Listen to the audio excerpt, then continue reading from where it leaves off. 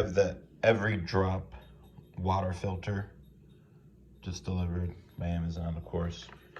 So this works with Whirlpool, Maytag, Amana, Jennair, and KitchenAid. One pack. Some little instructions here. So for your refrigerator, that's typically where the filter will be, the top, side by side, bottom freezer or top freezer. So that's the location. Mine is actually located at the bottom of my refrigerator. So go ahead and pop this out and then replace it.